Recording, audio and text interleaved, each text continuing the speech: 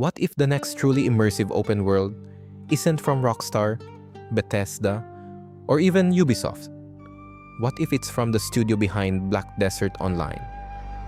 Because Crimson Desert might quietly be shaping up to be one of the most immersive game worlds we've seen in years, and after watching the latest gameplay reveals, it's honestly starting to look kind of ridiculous.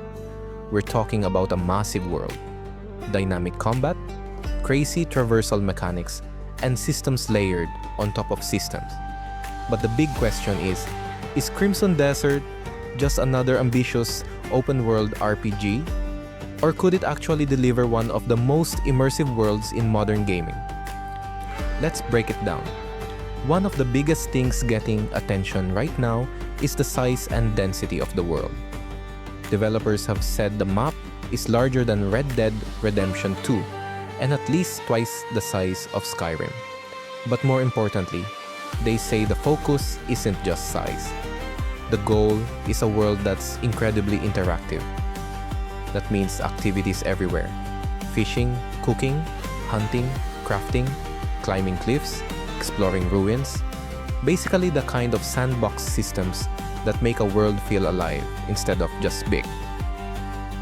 And the game encourages exploration through different movement systems.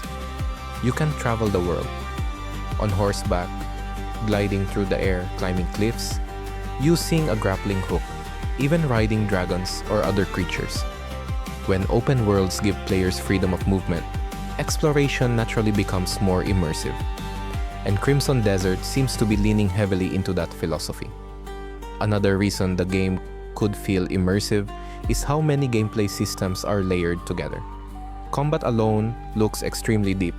Instead of simple hack-and-slash mechanics, it blends melee, combat combo systems, wrestling-style moves, elemental attacks, mounted combat.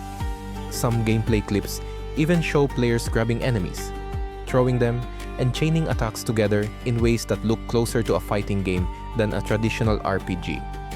And outside of combat, the game features base building at the Greymane camp, interactions with towns and NPC side activities, and customization. These smaller systems are what usually separate good open worlds from immersive ones. Because the more ways players can interact with the world, the more it feels like a real place instead of a theme park. Of course, there's always the risk with games like this. When a project tries to do everything, sometimes it ends up doing nothing perfectly. Early impressions suggest the game might have a huge number of mechanics and systems, which could make the experience feel overwhelming if they aren't balanced well. And massive worlds only work if they're filled with meaningful content.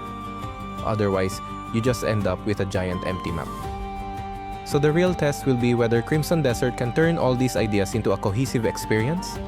But if the final game delivers on even half of what we've seen so far, Crimson Desert might end up being one of the most immersive open-world games of this generation. And honestly, it's kind of wild that the studio that made an MMO might be about to deliver one of the biggest single-player fantasy worlds we've seen in years. But we'll find out soon enough.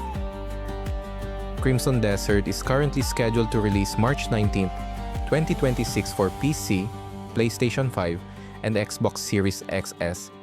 And if it lives up to the hype, this could be one of the most interesting open-world games to watch this year.